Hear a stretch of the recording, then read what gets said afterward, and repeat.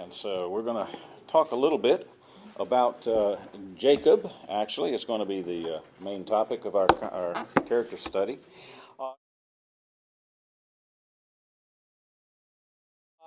Jacob, of course, is the third of the three, what we call the three patriarchs: Abraham, Isaac, and Jacob.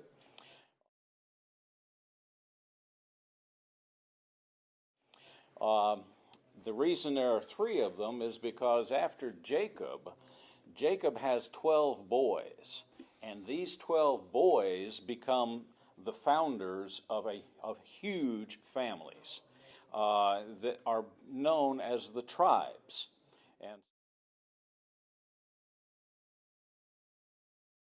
And so each of the boys' name becomes the name of a tribe. And so the three before that are known as patriarchs, just to make a distinction, because they're in a line: Abraham, son Isaac, son Jacob.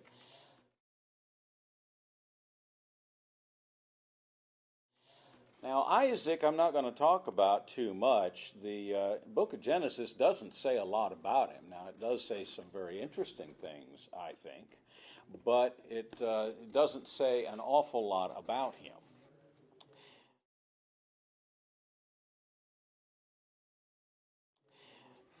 What you have is you have a promise that God gave to Abraham.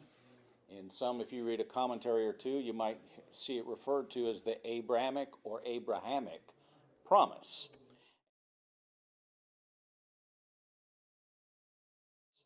And it's basically the promise that his descendants are going to become almost innumerable, and they're going to inherit the land of Canaan, and that eventually, through them, all the earth is going to be blessed, and that's of course, a pointer to Jesus, and that's really the whole point of what is going on with the promise, is to bring Jesus in the world.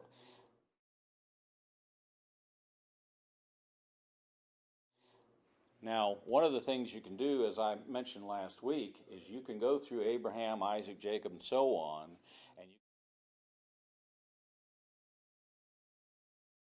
and you can look at the beginnings of the covenant. You know, we have the patriarchal age, we have the Mosaic covenant, the law of Moses, and then you have the New Testament.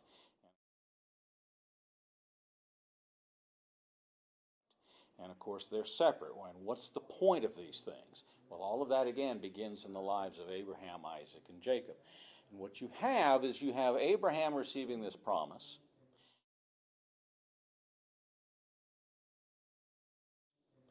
And then he passes it on to Isaac. And then he passes it on to Jacob. And this promise is very important in the minds of these three men.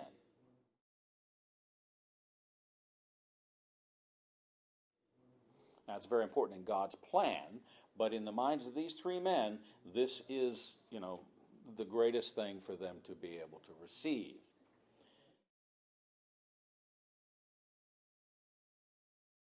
Let's pick up here, and I'm just going to do what I did last week. I'm going to kind of go through with you the key events that I want to focus on in Jacob's life.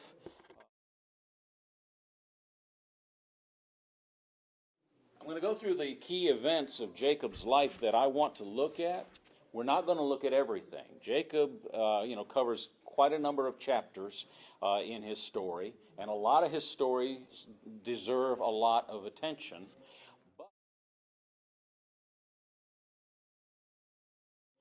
But what I want to do is give an overview and tie all of the stories of his life together, so that whenever you decide to go back and look at the individual stories in detail, then you have something to wrap your head around.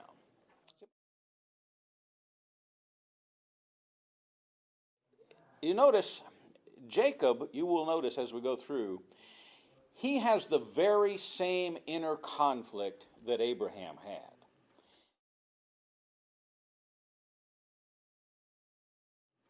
Abraham, his whole life, was fighting with the issue that if he does what God wants him to do, then the promise God has given him will somehow be jeopardized and, not happen.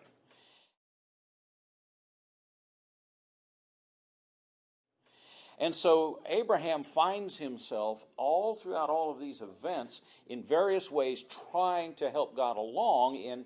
And the problem with all of that is he sometimes does it in very sinful ways.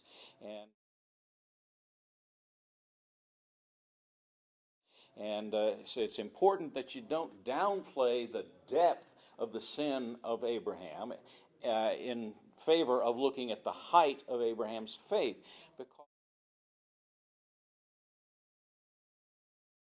Because it is the depth of that sin that shows his, what I call, faith journey, how his God is working in his life to make him what he needs to be.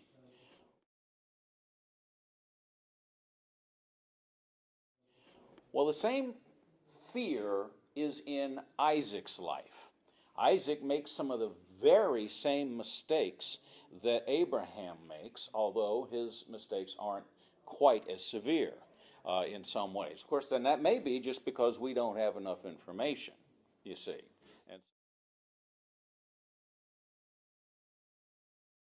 And so it's kind of hard to trace the growth of Isaac's faith like this.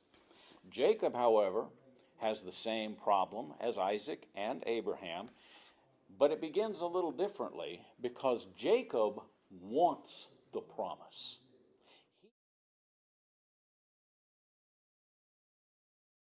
He knows what it is, and he wants it, you see. And he's not altogether sure he's going to get it. So now if you look at chapter 25, Jacob and Esau are twins, born to Rebekah when Isaac is about 60 years old. The twins inside her womb were, as it were, wrestling and fighting, it seemed like to her, and so she asks, "What's up?"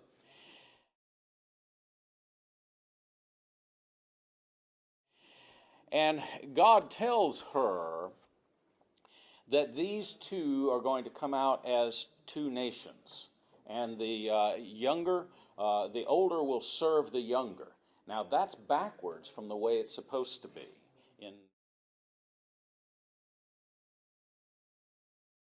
In ancient Near East, the eldest is the person. Everyone else is kind of low in the pecking order. And so right off the bat, you have a setup here for a fight between these two kids.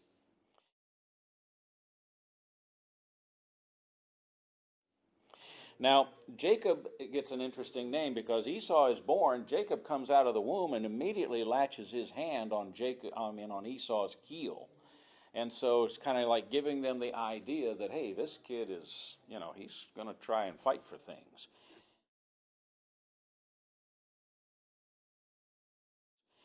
So they give him a name Jacob, and what it means is a supplanter. In other words, someone who takes someone else's place. Someone who tries to get what isn't his.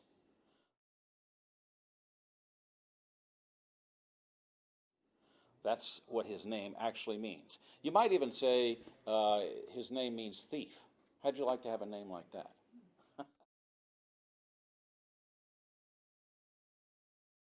So here is Jacob with his name, and now it begins very quickly in chapter 25, verses 27 and 28. What you'll notice is that Rebekah, the mother, prefers Jacob. Isaac, the father, prefers Esau.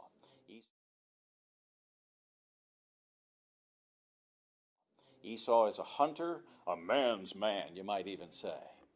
And so Isaac likes him. Jacob is more mild, more cool, more calm, and a kind of an at-home guy, and so his mother likes him a whole lot better.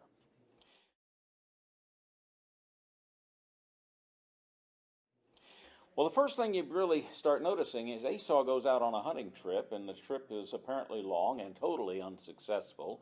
He comes back famished. He's apparently low on water and certainly low on food, hadn't eaten in quite a while.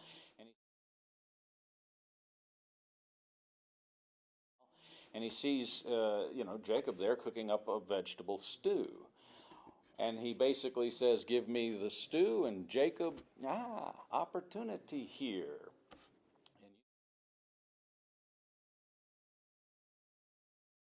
And you know the story. Jacob says, yeah, I'll give you the food if you sell me your birthright. Does anybody know what that birthright is?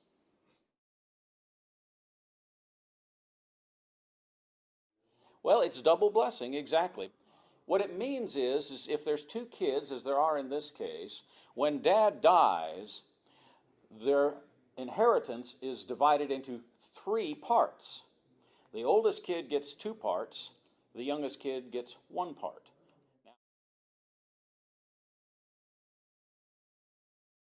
Now, it's the same no matter how many kids there are. However many there are, it's divided into 1 more part, and the firstborn gets 2 of those parts, and everybody else gets just 1. And so that's what this birthright is.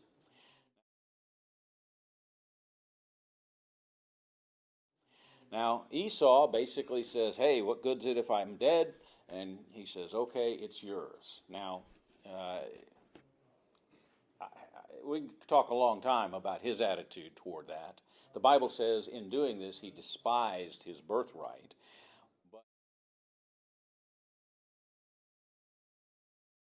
But it's Jacob who I want us to notice. Jacob is not at all adverse to extorting even his own brother, his own twin brother.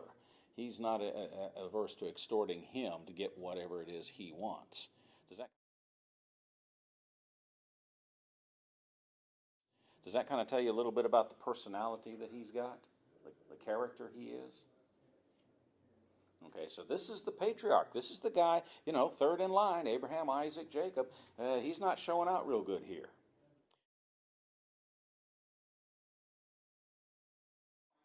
The next thing you see is the deception of Isaac.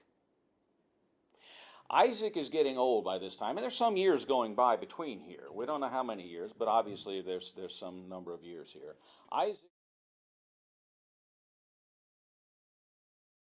Isaac is going basically completely blind, and I don't know how blind he was, but obviously he couldn't look at somebody and tell who they were.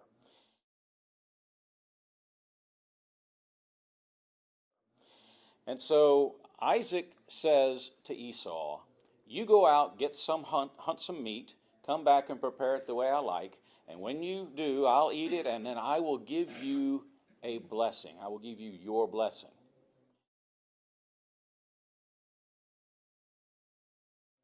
Rebekah overhears this. Remember, they live in tents. You talk about thin-walled rooms? I mean, they live in tents, so there's not a whole lot of privacy here.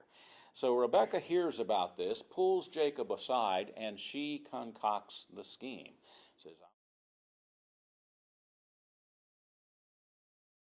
Says, you go out here and you kill a goat, and nice tender one. I'll do the preparing. Said, and you wrap some skins on your arm because Esau is very hairy and you're not. You wear Esau's clothes so that you smell like Esau.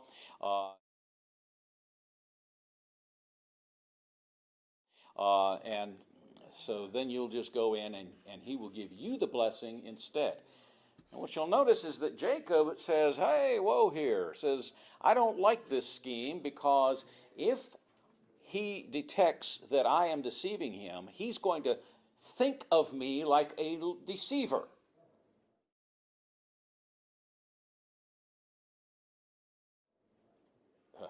You think? His objection is practical. His objection is that he might get caught. His objection is not moral.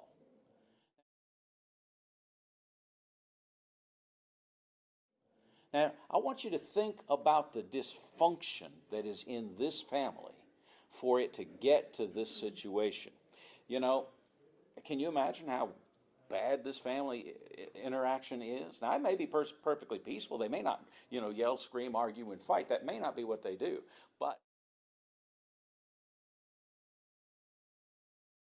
But they surely don't get along with each other. They don't trust each other. There's no love lost in this home here. And yet these are the fathers of the faith.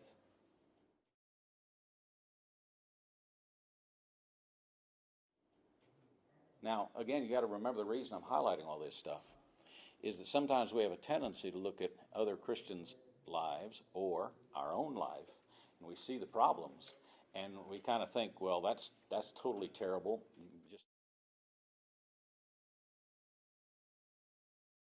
Just push you away, not have anything to do with you, or in ourselves, God's going to push me away. How can God love me? That kind of thing.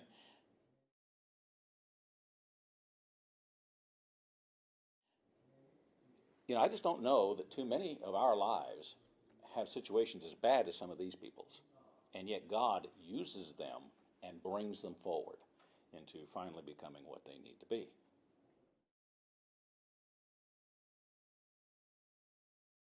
Well, you go on a little bit here. In the conversation with Isaac, Jacob comes in there, and he brings this food, and Isaac says, "Hey, I sent you out hunting, and here you are. Boom, you're here. Bang. How'd you do this?"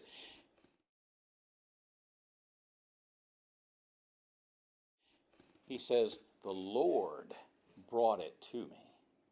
So now Jacob is actually even involving God in this deception.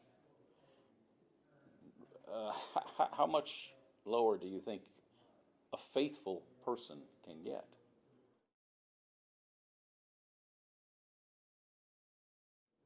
I don't know. I'm gonna lie. I'm gonna deceive. I'm gonna deceive my own dad. I'm gonna steal from my brother, and I'm going to bring God in as witness.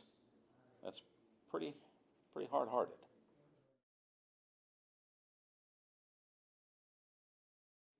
Well, he goes on then.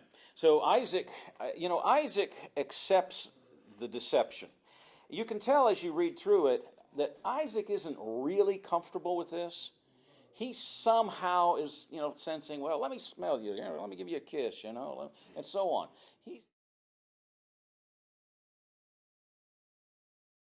The voice isn't right, but he's deceived because who in the world would want to believe this could happen? And I think that shows the depth of the sin.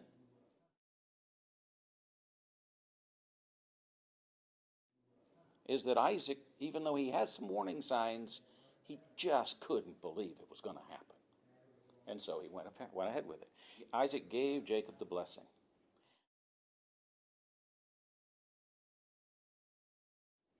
Well, immediately, Esau comes in, prepares his catch, and comes in and says, "Hey, here I am." And Isaac is just, the text says he just shakes. I mean, he is just unbelievable. You got to be kidding me.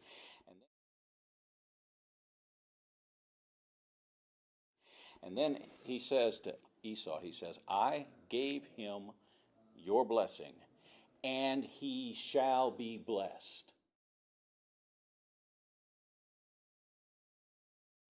What you need to understand about that blessing is that the blessing is not the way a lot of people think of it.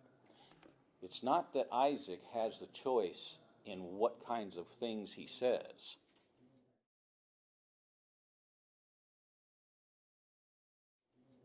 These blessings are inspired by God for the purpose of passing this promise down through the ages. You see, now I'm not saying that's the way it is with every blessing, but with these blessings, that's exactly what it is.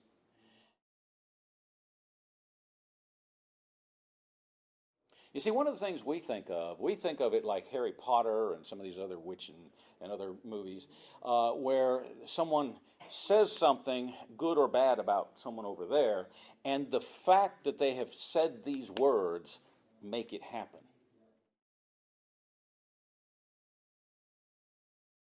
Well, that's what we call a blessing, or that's what we call a curse, in the world of magic. Well, that's idolatrous.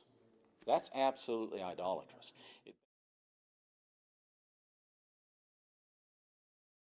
It basically is the idea that you and I can say certain things or do certain rituals, and then the gods are forced to obey what we have told them to do.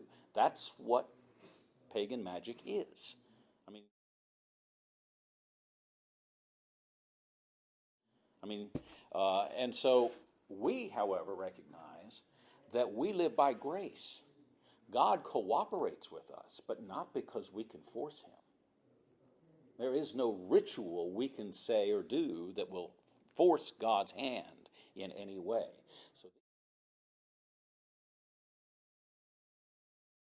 So these blessings are a revealing of what God is going to do. They don't cause it to happen.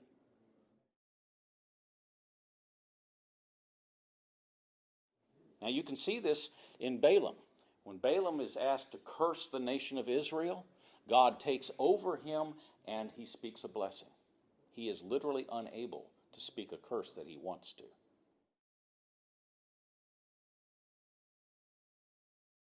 As we go through this whole story of Jacob, what you're going to see is that God already, always intends Jacob to be the one who receives that blessing. Jacob doesn't get it. Jacob wants it. Jacob is afraid it'll go to somebody else. So Jacob schemes and deceives and lies and cheats in order to get it. Even though it's already his, and he just didn't know it.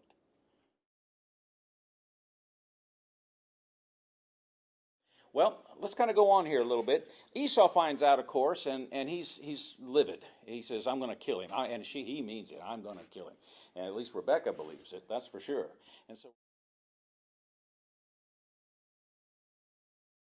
And so Rebekah says, hey, you've got to get out of here, go back to Ur of the Chaldees. Padan Aram is the name of the area. Says, go back over there, you go with my brother's family, and you stay over there till this calms down and cools down.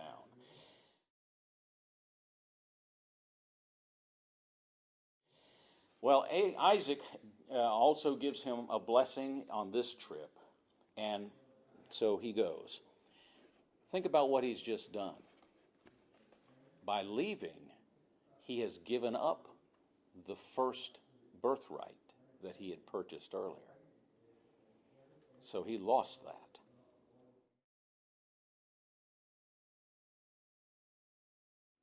So next, Isaac then gives him a blessing in this parting, in this leaving. This is where Isaac gives him specifically the Abrahamic blessing.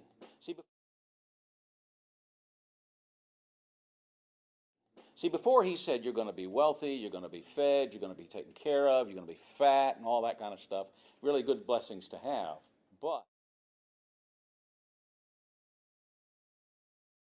But he didn't mention the Abrahamic blessing. Now that Jacob is leaving, Isaac gives him that Abrahamic blessing. So he's got what he wants, he thinks. Maybe. All right, well, next you notice Isaac then, chapter 28, along about verse 12. You've heard the story of Jacob's ladder, right? Okay. Well, everybody has. What you've got to think about what is going on there.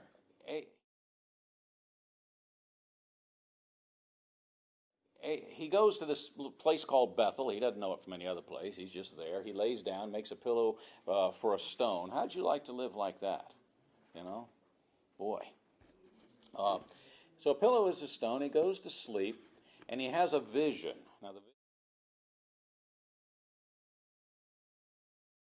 Now, the vision is of a ladder that goes all the way up into heaven, as it says. I'm thinking, up into the clouds, the sky, whatever. It says angels are descending and ascending this,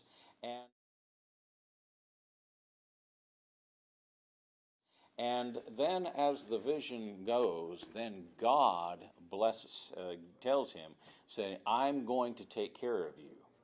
I'm going to bring you back here. I'm going to make you wealthy. You're going to receive this land. God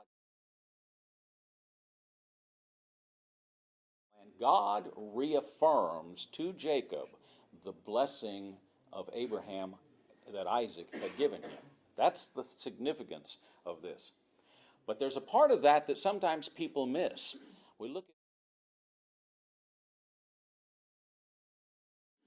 at Jacob's response to this dream, which by every way to look at it, it's a great thing for him to have received. Promise of protection, promise of wealth, promise of you're going to come back here.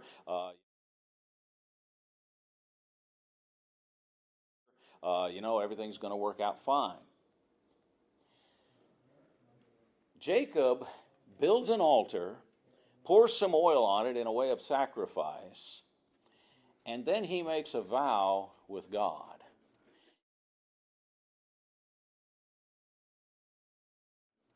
He says, if you bring these things on me, then when I come back, I will give you 1/10 of everything that I receive. What do you think of that? That's a bargain, isn't it?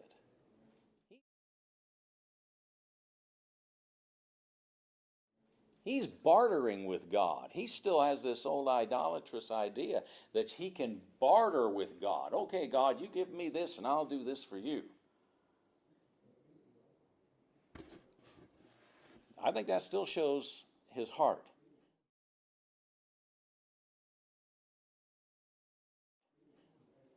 Now, what we're going to see as you go on a little later, Jacob has his name changed.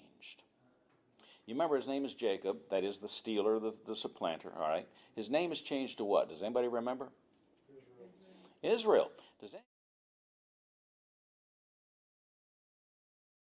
Does anybody happen to know the definition of that word? See, our words don't necessarily mean something. Our names are just pretty sounding names. Oh, doesn't that name sound good?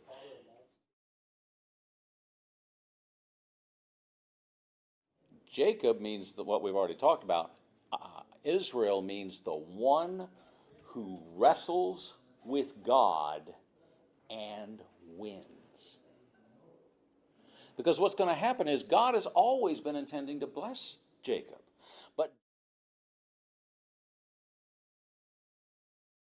But Jacob is fighting God the whole way.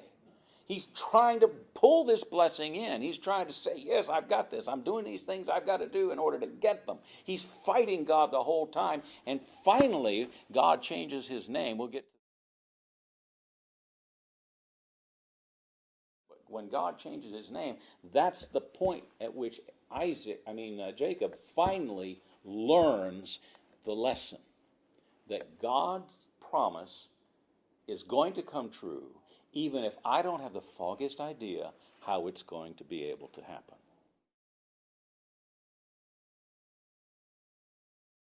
And that's the same battle Isaac fought, and that's the same battle that Abraham fought, and I think to a large extent it's the same battle that we fight within our own lives.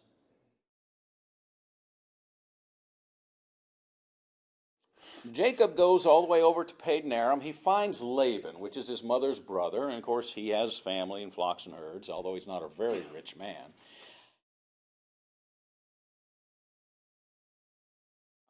First thing Jacob does is he sees Laban's youngest daughter, Rachel. She apparently is a beautiful girl, and so he immediately falls in love with her and says, I want to marry her. And Laban says, okay, that's fine.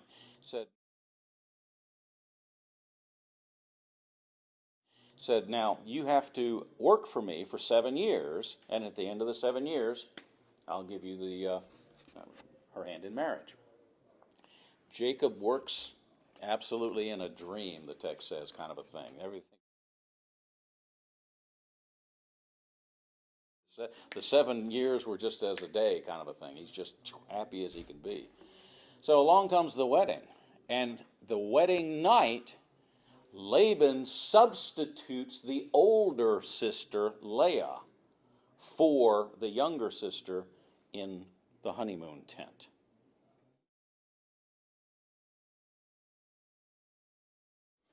Now, does that seem strange to you that he could get away with that?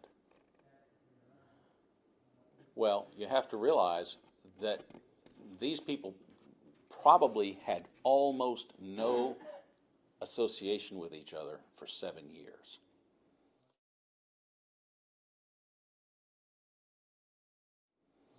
The women are wearing all these coverings. You'd think the Muslims invented this burqa thing that they wear with the veils and all that stuff. No, they didn't invent it. They didn't invent it at all. It's a lot older than Islam is. And so there's that.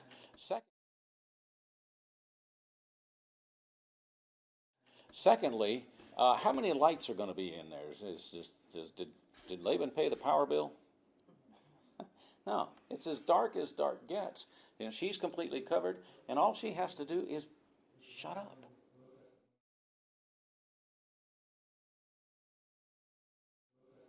Because, you know, they probably never even held hands before this. It just wasn't allowed, wasn't done. And so that's how the deception carried out. And you find it interesting that Jacob the deceiver is now deceived. So he gets up the next morning, finds out what's happened, goes, talks to Laban, gets right in his face apparently, and Laban says, hey, can't do that because she's the older sister and we have to marry her first.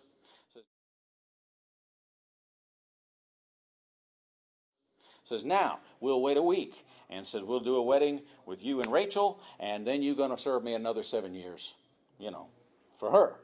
And, okay, Jacob says, that's fine. So that's how you ended up with him having these 2 wives.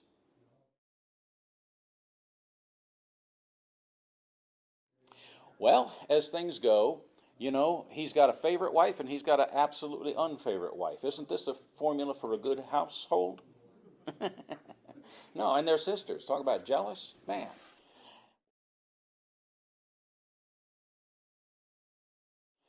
Well, Rachel does not have children. Leah has 4 of them. Rachel's getting mad, so Rachel has a servant named Bilhah. She brings her to Jacob and says, hey, make her your wife, have kids for me off her.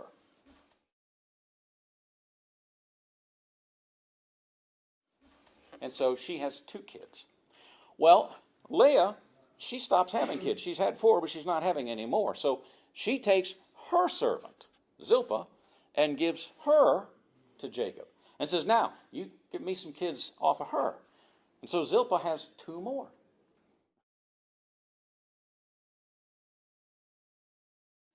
And then finally, Leah begins having 2 more.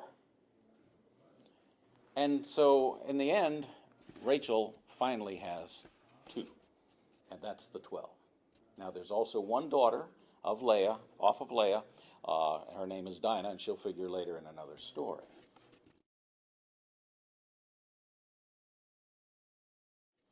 So that's how he ends up with this huge family. And don't you know, jealousy in every step of the way. Because there's a favorite wife, and then her kids are the favorites, and you know how it goes. You'd think Jacob would pick up on it. He grew up in a household where the parents played favorites. But no, he just copies the same process, essentially. So he isn't getting any wiser with some of this.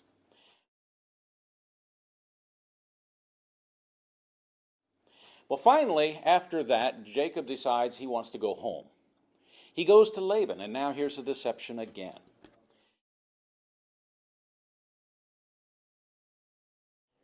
He says to Laban, what we want to do is, I need wages, and I'm willing to work for them.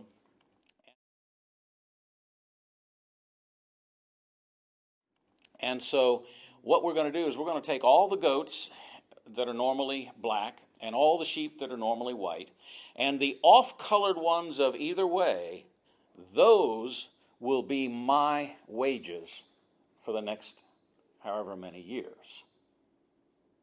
Turns out to be 6 years. But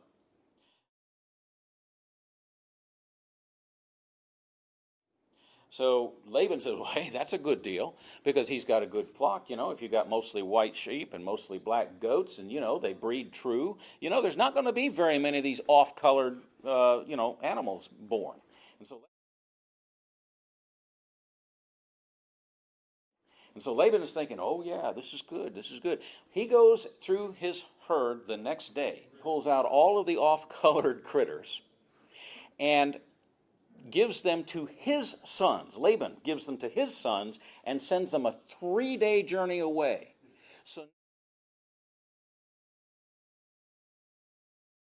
So now the flocks that Jacob is taking care of are 100% pure color white for the sheep, pure color black for the goats.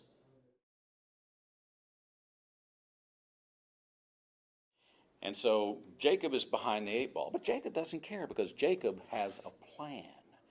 Jacob goes and does a really, really strange thing to our way of thinking. He goes over to some trees, he pulls off some branches, and he pulls some strip bark off these branches, and it makes the branches look like they're kind of got different colors, okay, because of that.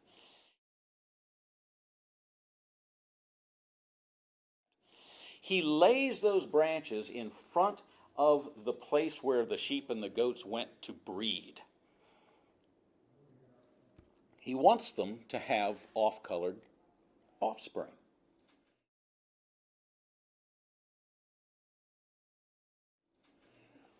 Why is he doing this? Any of you ever heard of magic? Exactly. He's doing it because of greed, but the method he's using is idolatrous-based magic.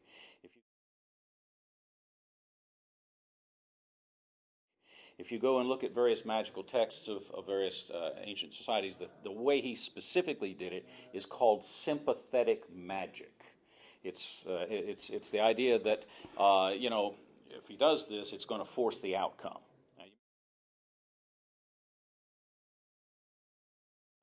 Now, you remember what I was telling you about the blessings? This comes into play here.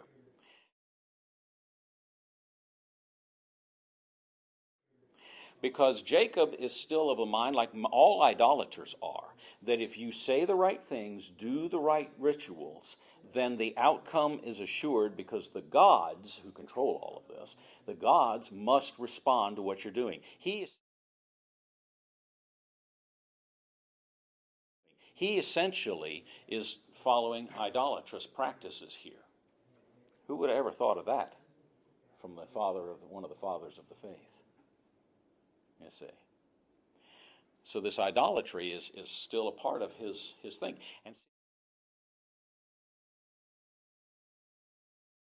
And see, remember, he is still not getting it that God's grace is because God wants to give it. God takes care of him because it's what God wants to do, not because it's what Jacob has forced him somehow to do.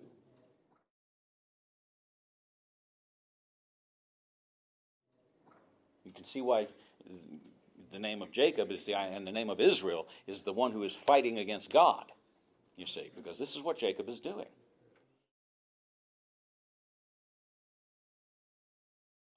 Jacob then, however, does show a little bit of faith here because he makes this deal with Laban that basically gives Laban everything.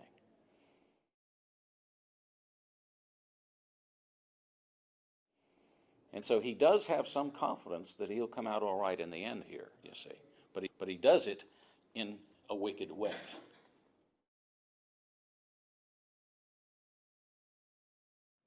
So finally now, Jacob is essentially also lying to Laban. Because see, the deal says, Jacob says, I'm going to take care of your sheep and you're going to grow wealthy off of me. And Laban loves that idea.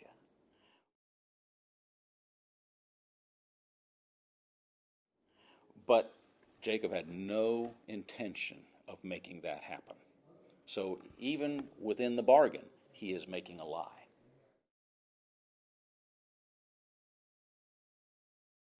Well, it finally comes back where at the end of so many years, Laban is wise to what is going on because Jacob is becoming very, very wealthy. And Laban is becoming poorer and poorer and poorer.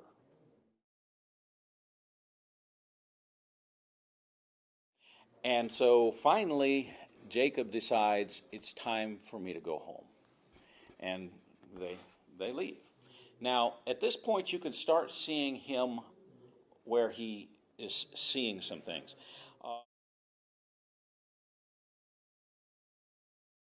If someone will read chapter 31, verses 1 through 6. Chapter 31, verses 1 through 6.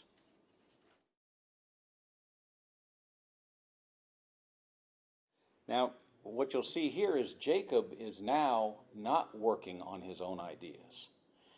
He's got this problem, and now God is solving this problem for him, saying, time for you to go.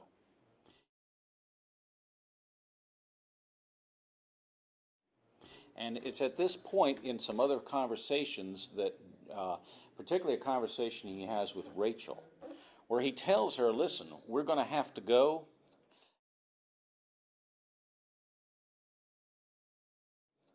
And he says, your father has changed the agreement at least 10 times. I don't know if that 10 is a literal 10 or if it's just he's changed the agreement a lot of times.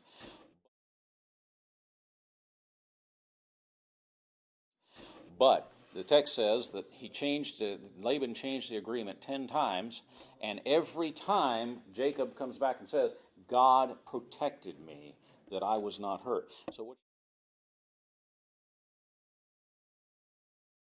So what you're beginning to see here is that over the course of this time, Jacob is finally coming to understand that it is God who is protecting the promise, God who is fulfilling the promise, and that Jacob's own efforts are not doing the work.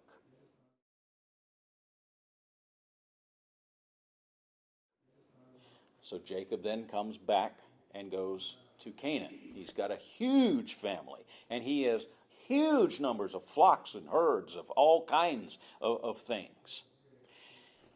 As he crosses into Israel, he makes camp.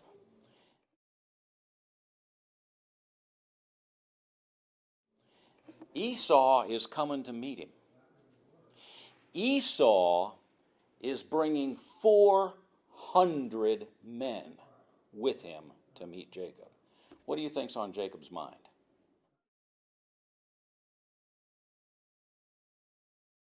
That's it. This is going to be a slaughter. Because Jacob's people are a bunch of herdsmen. That's all they are. They're a bunch of shepherds is really all they are. And here comes Esau with 400 men.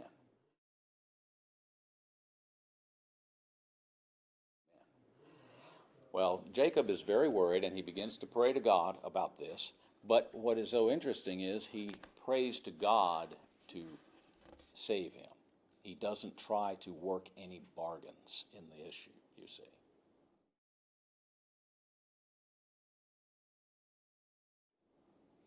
This is when an angel appears to Jacob and wrestles with Jacob. The text says they wrestle all night, and Jacob will not let him go. Obviously, you and I all know that if the angel at any moment in time wanted that battle to be over, it would be. And so finally comes the morning, and he wants the battle to be over. He reaches and touches Jacob's thigh or hip here somewhere and makes him lame.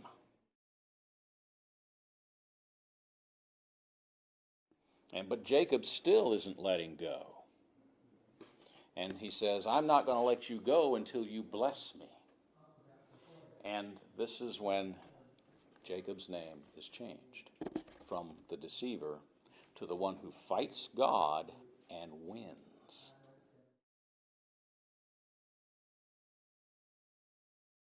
As you look through here, Jacob's story goes a lot further.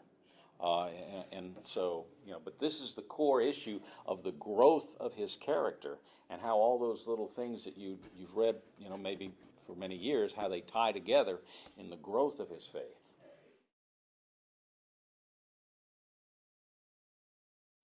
Can you see how God has been working in your life over the years? Rather similarly? I think so. I think that's the point.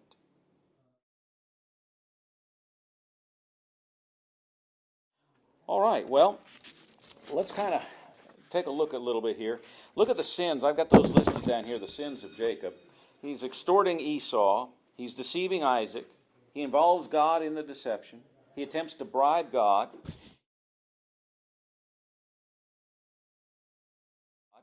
He deceives Laban and includes in here idolatry and faithlessness because he's really not trying to work in Laban's best interest at all.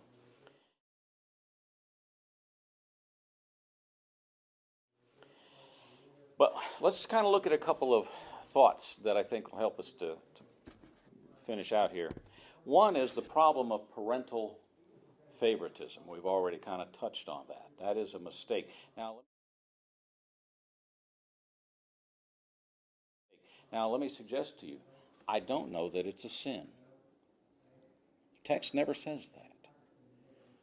But I think it's a very problematic mistake. You know, it's hard for a parent to not have favorites if the kids are of really different personality.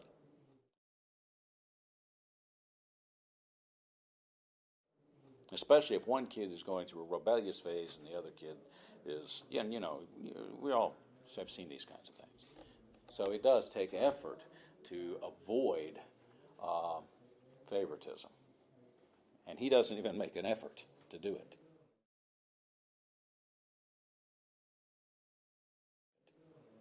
Well, the second thing is attitudes and behaviors are passed down. And you'll see here, I've got you a list of things. These are what happens with Jacob's kids after he gets back to Israel and before they go into the Egyptian countryside.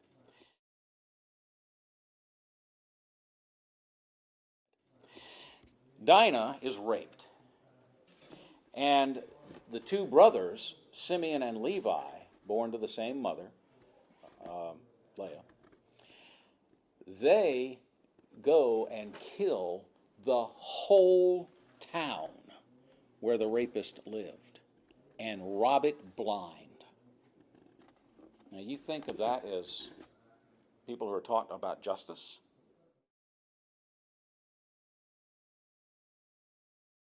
Wow. Even Jacob basically tore his head, says, "You're going to make my name black in this area. Everybody's going to turn on us and hate us for what you've done." Now, it doesn't happen, but that's a terrible thing to have.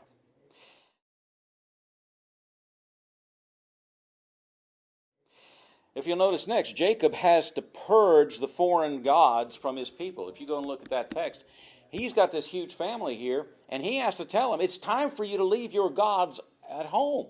Well, what's he been doing all the rest of the time? Wow.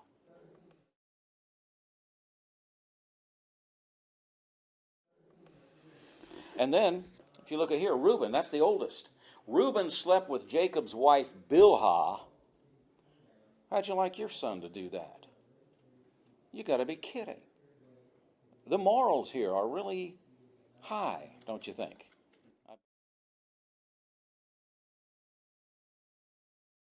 I believe not.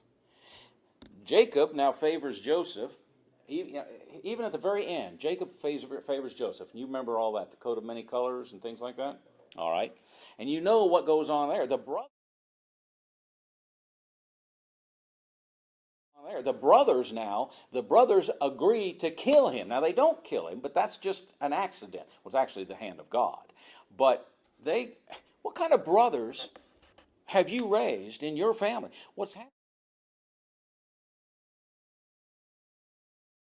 happening is this, is that these boys were young boys being raised during the time when Jacob was fighting God, doing the deceptions and so on. That's when these boys remember being raised, and that's where they got their training.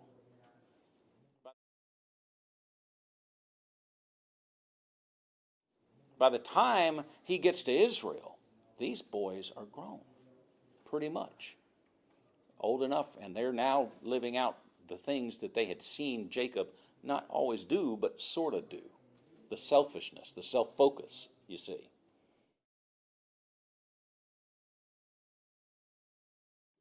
So the mistakes we make when we're young, even though God can and intends to work through our lives to improve our lives, sometimes the consequences of those bad decisions in our younger years carry on.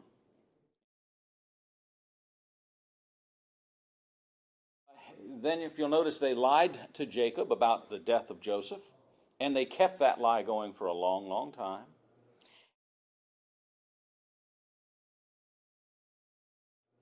And then thirdly, you may or may not remember this, Judah goes to a prostitute named Tamar. And Judah is so bold about it. He's got his friend with him. He decides to go to the prostitute.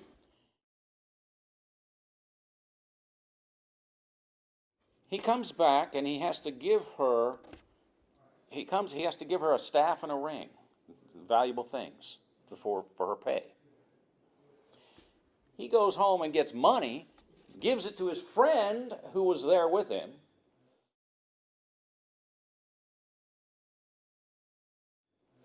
Says, go find that prostitute and give her the money and get back my stuff. Now, there's a lot of things we can talk about that.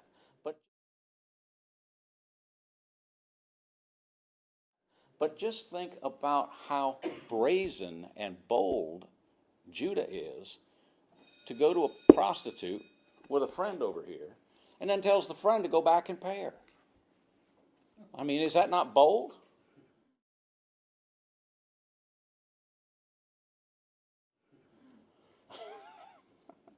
And so the consequences, even though God is working to improve Jacob's faith and does, the consequences of his sins are still going to follow.